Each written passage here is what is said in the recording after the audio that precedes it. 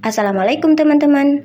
Saya Sinta Anggraini, NIM 50237. Di sini saya akan menjelaskan sedikit banyaknya kurikulum 1947 sampai paradigma baru. Yuk simak video saya lebih lanjut. Kurikulum 1947 menekankan pendidikan pikiran, melainkan hanya pendidikan watak. Rencana pembelajarannya lebih menyangkut ke kehidupan sehari-hari, lebih menekankan pendidikan kara. Kurikulum 1952. Kurikulum ini sudah mengarah pada suatu sistem pendidikan nasional, yaitu setiap pelajar dihubungkan dengan kehidupan sehari-hari. Silabus mata pelajaran ini secara jelas menunjukkan bahwa seorang guru itu hanya mengajar satu mata pelajaran. Kurikulum 1964. Pembelajaran dipusatkan pada program Pancawardhana, yaitu pengembangan moral, kecerdasan emosional, atau artistik, keprigelan atau keterampilan, dan jasmani. Selanjutnya, kurikulum 1968.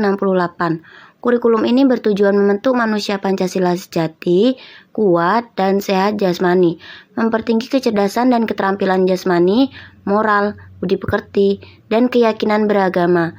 Muatan materi pelajaran bersifat teoritis, tidak mengaitkan dengan permasalahan faktual di lapangan. Titik beratnya pada materi apa saja yang tepat diberikan kepada siswa di setiap jenjang pendidikannya. Kurikulum 1975. Pendidikan lebih efektif dan efisien. Kurikulum ini lahir karena pengaruh konsep di bidang manajemen, MBO, Manajemen by Objective. Kurikulum ini lebih ke teori behaviorisme, yaitu lebih mengedepankan keberhasilan siswa dalam proses pembelajaran. Kurikulum 1984. Kurikulum ini menekankan pada siswa yang harus aktif dan paham akan materi. Dengan kurikulum ini, guru juga dituntut untuk berpikir kritis bagaimana cara siswa agar mudah memahami materi belajar. Nah, di dalam kurikulum ini juga siswa dibentuk kelompok kecil atau kelompok belajar, dan juga siswa dituntut aktif serta melaporkan apa yang sudah ia dapat beserta kelompoknya. Hal ini memudahkan siswa untuk memahami materi. Kurikulum 1994.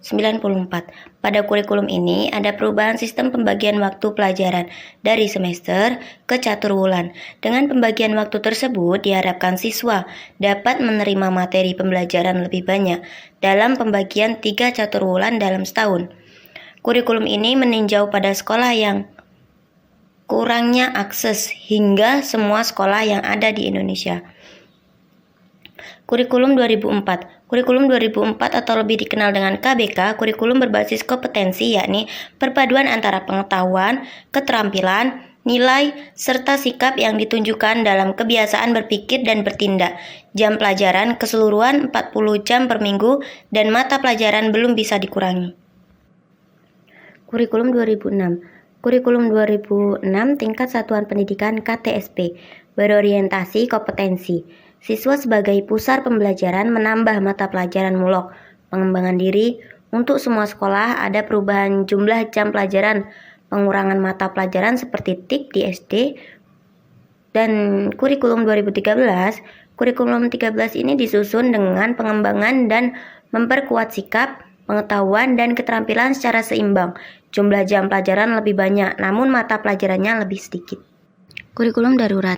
Kurikulum ini menjadi salah satu pilihan yang dapat digunakan oleh satuan pendidikan dalam masa pandemi untuk jalan pintas seperti melakukan pembelajaran jarak jauh untuk semua jenjang baik SD, SMP, SMA. Jadi saat pandemi seperti ini tidak ada halangan belajar karena adanya kurikulum ini. Kurikulum paradigma. Kurikulum paradigma ini meliputi kegiatan intrakurikuler, yaitu meliputi pembelajaran tatap muka atau PTM, kegiatan ilmiah atau proyek. Pada kurikulum ini juga ditetapkan berdasarkan tahun. Nah, gimana nih teman-teman penjelasannya? Jangan lupa dipelajarin lagi biar teman-teman punya wawasan yang lebih luas.